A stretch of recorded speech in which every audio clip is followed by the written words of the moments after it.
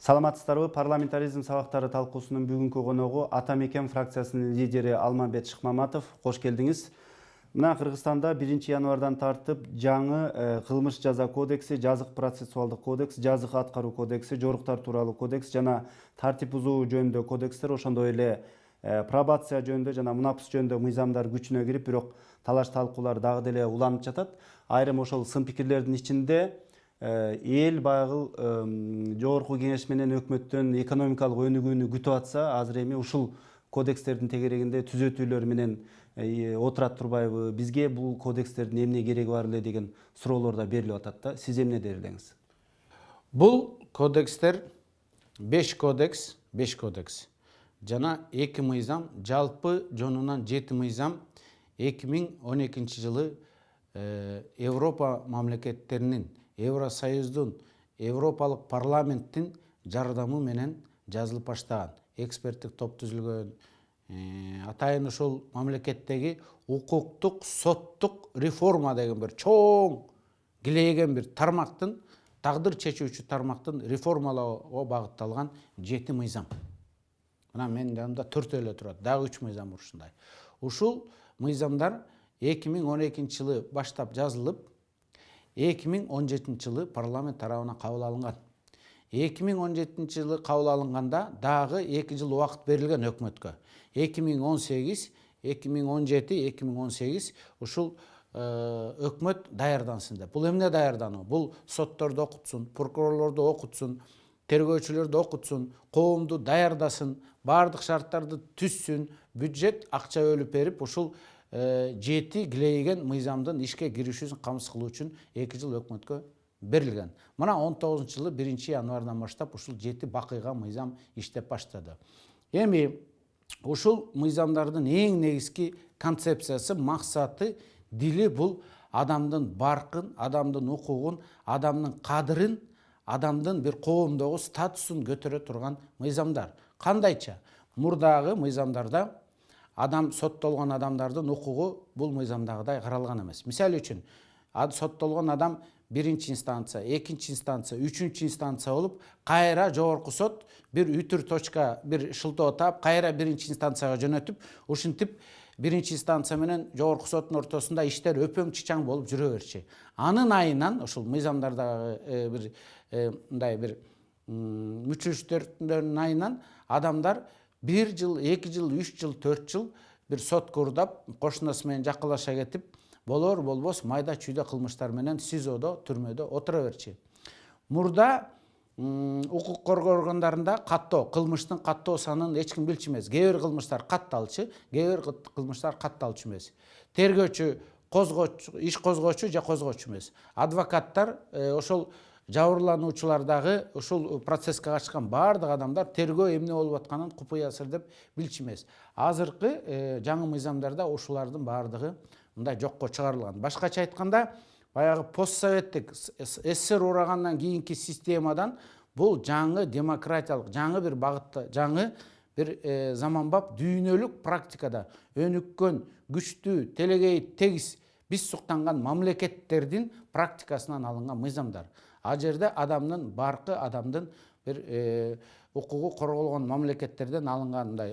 Бирок эми ошол өнүккөн өлкөлөрдүн бардыгында биринчи адамдын жашоо деңгээли жогору да. Анан кийин ошол сыяктуу гумандуулук, жанагындай соттук, укуктук, адилеттүүлүк маселелери ошондон кийин оңдолуп түзөлүп атпайбы? Ал эми азыр мына сиздер деле мисалы шайлоого аттанар алдында, өнөктүк учурунда элге жашоо турмушуңарды оңойбуз деп убада бергенсиздер да. Ал эми өкмөт болсо мына 200гө жакын мыйзамга кайра өзгөртүүнү сунуштаган атат.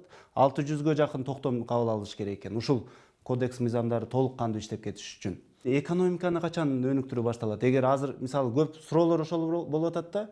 Эгер азыр мына талаш талкуулардын бардыгы ушуга бурулса, өкмөттүн, парламенттин ишинин бардыгы ушул кодекстерди иштетүүгө бурула турган болсо, анда элдин жашоо турмушу качан оңолот деген суроо берилип атат да. Мен парламент баш оту менен эле бул мыйзамдарга кирип кетип экономиканы унутуп калды дегенге мен толугу менен кошулбайм, андай эмес. Бул азыр бүгүнкү күндө жана ушул жума, ушул айда күн тартибинде бир эң орчундуу маселелердин бири болуп турат. Ал эми экономикалык маселелер парламенттин күн тартибинде ар дайым болгон, боло берет жана болот. Эми ошол экономика өнүгүш үчүн Ибрагим эң биринчи кезекте соттук реформа керек.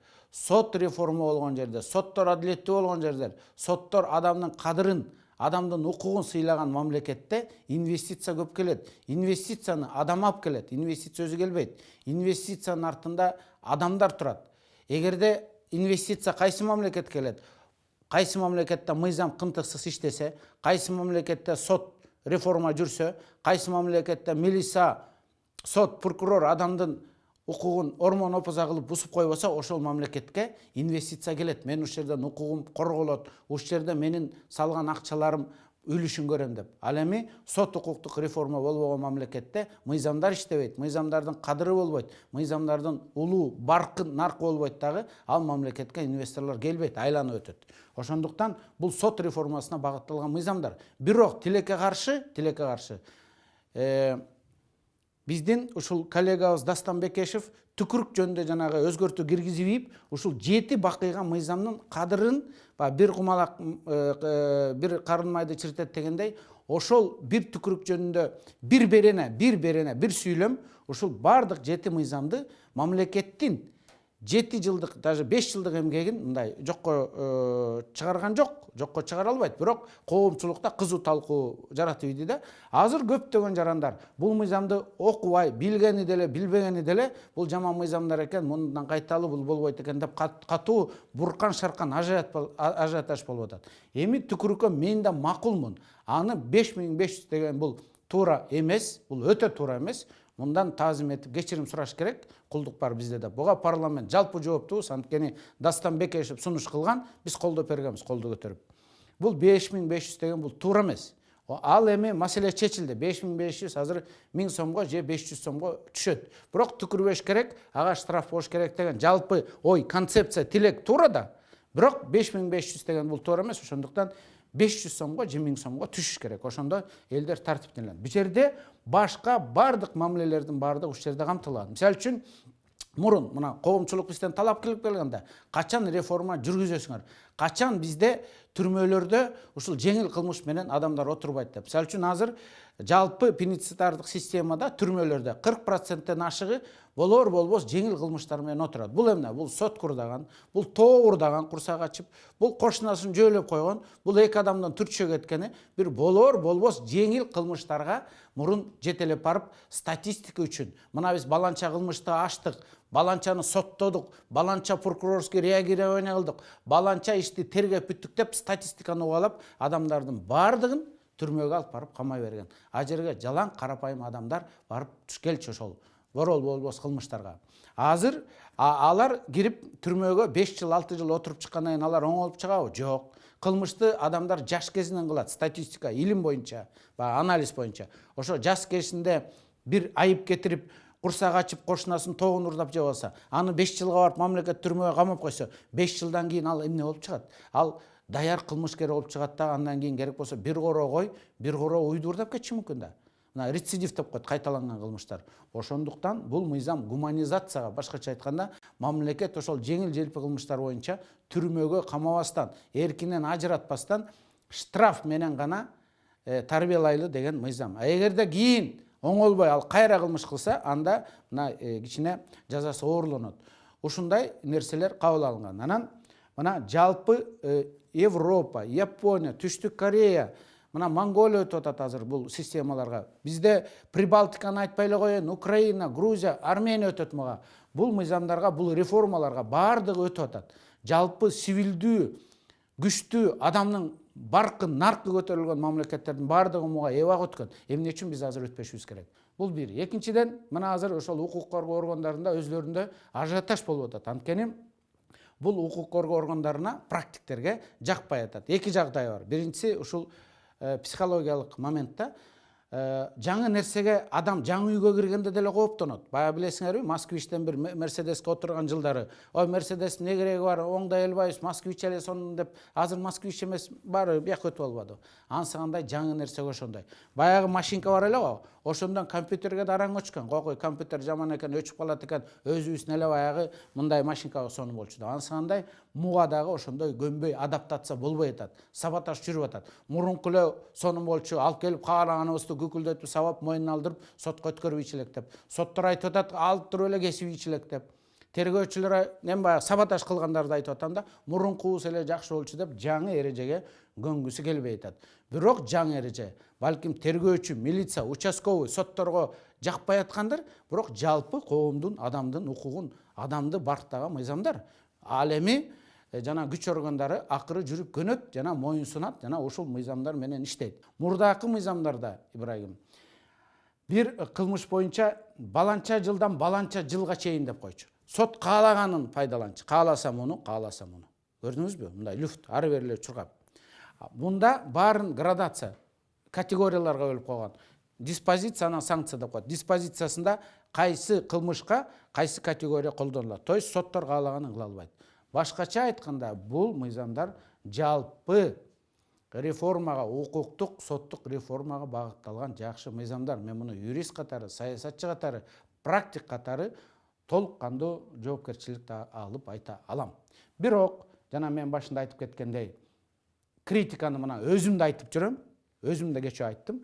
Көп жерлеринде бир моменттер бар, бирок ал биздин эркибизде, биз оңдой алабыз аны. Биз ошону чечип атабыз, 2 этап менен оңдойлу деп. Буюрса булар оңдолот жана иштеп баштайт. Ошо иштегенде көрөсүңөр, бул мыйзамдар жалпы ушул адамдардын укугуна багытталган мыйзам экени анык. Бирок коомчулук буга кантип ишенет? Мисалы, сиз айтып атпайсызбы, тиги Москвичте айдап жүргөн, анан жаңы машинага өттү депчи.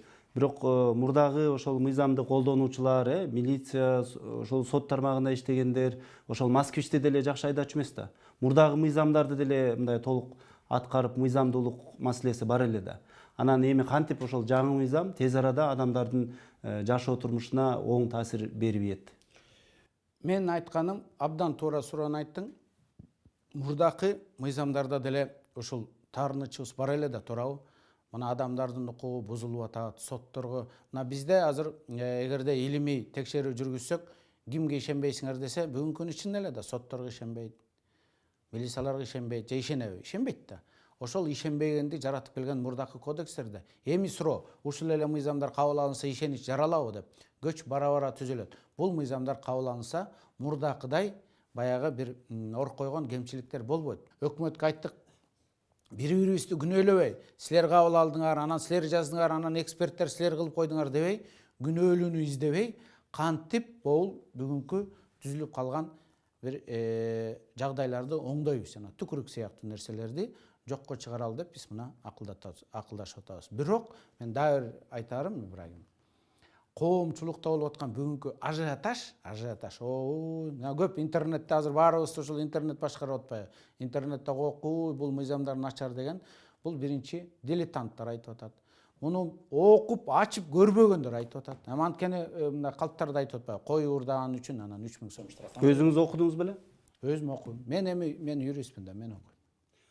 Айтсаңыз, мынакей азыр ушул талаш талкуулардын шарданы менен кайрадан баягы эски нормалар кирип, кайрадан ошол жаңы нормаларды, жаңы эрежелерди колдонууну каалабаган тараптардын мындай басымы менен мындай артка кетенчиктөө болуп калышы ыктымалбы ушул реформаларда? Ушундай сунуштар болуп атат. Бул мыйзамдарга дагы 1-2 жыл мораторий берели.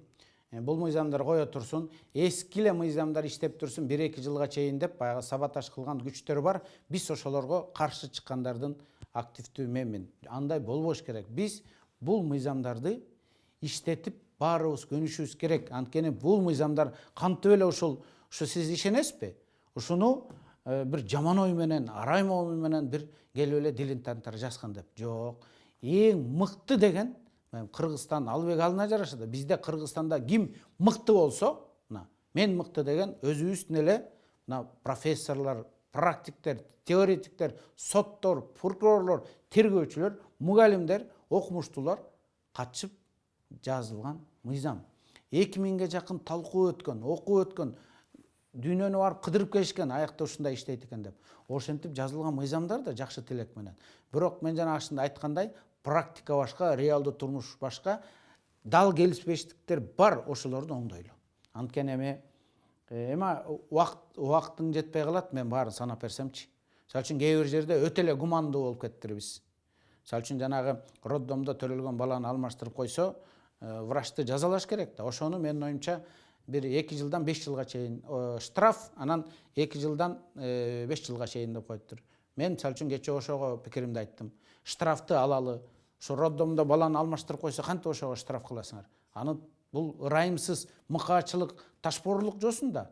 Бир кара өзгөйлүк менен баланы алмаштырып койгон. Ошондуктан анын жазасын жогорулаталы деп айттым. Бул жанагы мен айтып аткан 6 айдын ичинде оңдоп чыгалы деген маселелерге кирет. Көптөр ушул кодекстерди окуп, кармап көрбөй эле талаш талкууларга кирип алды окшойт да. Анан кийин Эми мына айтып атпаймынбы, мына 4 дагы 3 мыйзам бар. Анан түкүрүк деген бул жерде бир эле сөз да. Ошол түкүрүк эле түкүрүк деп. Ооба. Анан кийин ошол талаш талкууларга чынында эле элге жеткиликтүү болуш үчүн мына жөнөкөй атуулдар бул кодекстерди каяктан таап окуп өздөрүнүн үнүн кошсо болот? Бул мыйзамдар, эми аны билбейм, аны өкмөттөн сураш керек. Бул мыйзамдар эми сатыкта болсо керек, окуу жайларда болсо керек, интернетте азыр ар бир адамда интернет бар. Интернетте мунун баардыгы чыккан. Жогорку кеңештин сайтында бар, интернетте бар, Минюсттун сайтында бар. А эгерде китепте окуйм, мен интернетте окубайм десе, анда сатыкта бар болуш керек. Кечээ Акылбек Жапаров сунуш кылды, бюджет акча бөлүп берип, көптөгөн тираж чыгарып, элге, айыл өкмөттөргө баарына тараткыла депчи. Акчасын айтып атат, канча акча кетти эле, канча акча кетти эле деп. Мына телекөрүүчүлөргө айтып коюш керек, мамлекеттен, бюджеттен бир тыйын, сокур тыйын кеткен эмес. Баардыгын Евросоюз, Европарламент, алар гумандуулук менен ошо өрүнүп келаткан мамлекеттерге жардам берели деп, ошолор бир жалпы жонунан 26 дейт, ошол 25 миллион доллар бөлүп берип, ушул мыйзамдарга жалпы бул мыйзамга эле 26 миллион доллар кеткен жок. Бул деген чоң бир иш-чара. Ошолорго Европа акча бөлүп берген. Ал акча бекер грант түрүндө келген, жана ал акчанын бир тыйынына чейин Евро элчилик, мына Кыргызстандагы Европанын өкүлчүлүгү бар, Евросоюздун өкүлчүлүгү деп коет. Ошолор өзлөрү баарын короткон. Каяка кеткен? Сотторду окуткан, баарын окуткан, Европага алып барып көрсөтүп келген, адаптация кылган, айтор толтура момундай бир толтура иш-чарада. Анын баардыгын ошо айтып атпайбы? Кана ким кылды, кайсы адам кылды деп. Жок, аны Европа берген, Европанын өзүнүн биякта өкүлчүлүгү Кыргыздарга колуна карматпай, өзлөрү баарын бир тыйынын сыраптаган. Биз болгону ушу мыйзамдардын гана азыр убайын көрүшүбүз керек да. Ошондуктан акча маселесине келгенде ошондой. Бирок эми ушуга байланыштуу дагы бир кызыктуу жагдайда 5-чакырылыштагы депутаттар ушул кодекстерди даярдоого катышкан экен. Анан кийин 6-чакырылыш болсо кабыл алыптыр 2017-жылы. 6-сазов мындан мурдагы өкмөттөр иштөөгө катышкан экен. Ошондой эле мына Европа биримдиги каржылаган экен. Андай болсо автору ким? Ким ушул тиги кодекстер бизге керек деп демилге кылган? Автору эл. Автору элдин тилеги, автору элдин талабы, мүдөөсү. Укуктук, соттук реформа кылгыла, адамдын укугун сактагыла, мыйзамды катуу орноткула, бейгүнөө адамдарды камабагыла, сотторгу реформа кылгыла деген талап кылган заказчик деп коет го, заказчик эл. Ал эми кабыл алган парламент биз. Мына бул жерден бирөөгө шылтабаш керек.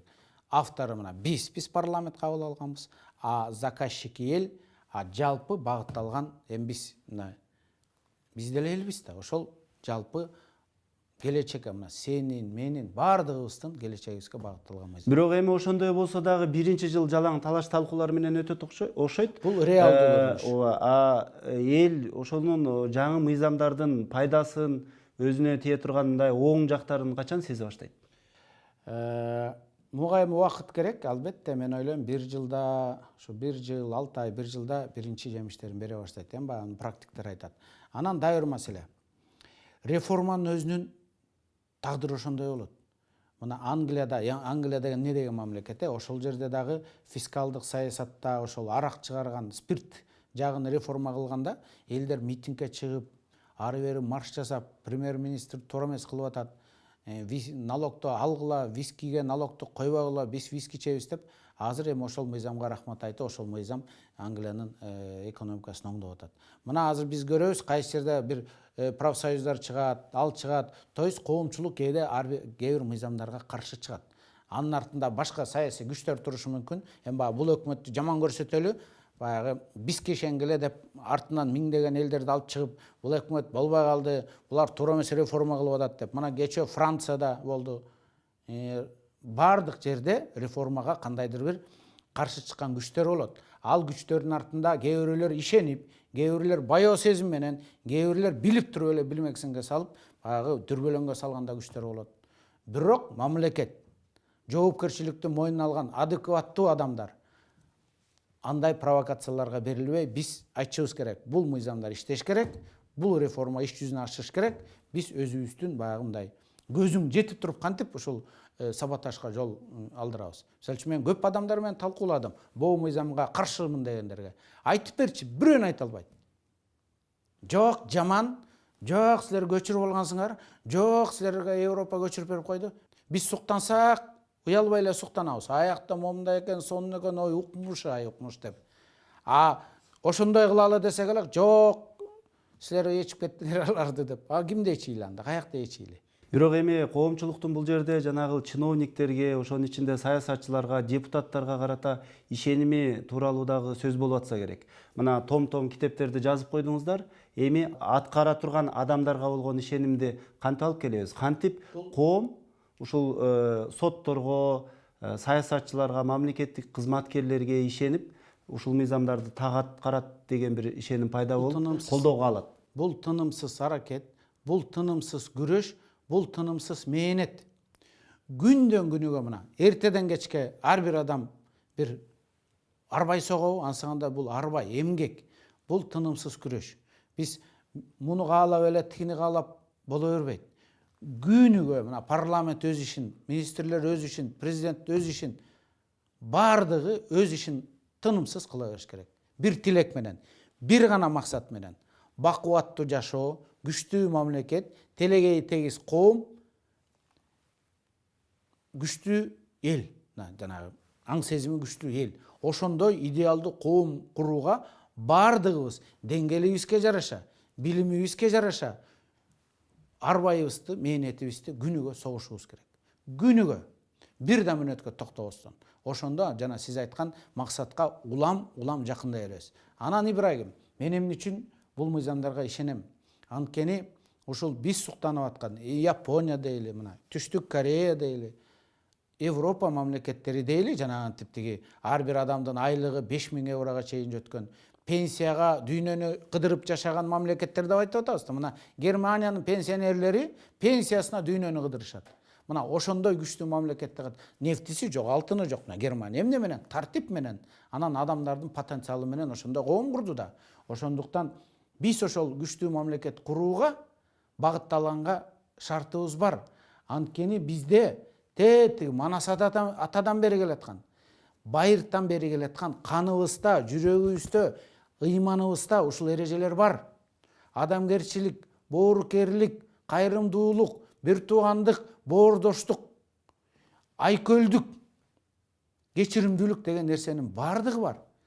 Болгону биз ушул мыйзамдар бизге ошол менталитетибизге, каныбыздагы, жаныбыздагы сиңген нерсеге булар төп келет. Тескерисинче Европада жана биз суктанган скандинав викингдер аларда биздегидей ыйман илгери болгон эмес. Бирок алар 100 жылдап, 50 жылдап ушул мыйзамдарды алар 50 жыл мурун, 100 жыл мурун кабыл алышкан. Ошондон бери келип жанагында коом курду. Маегиңизге рахмат. Парламентаризм сабактары талкуубуз ушуну менен соңуна чыкты. Бүгүнкү студиябыздын коногу Ата Мекен фракциясынын лидери Алмамбет Шыкмаматов болду. Саламатта калыңыздар.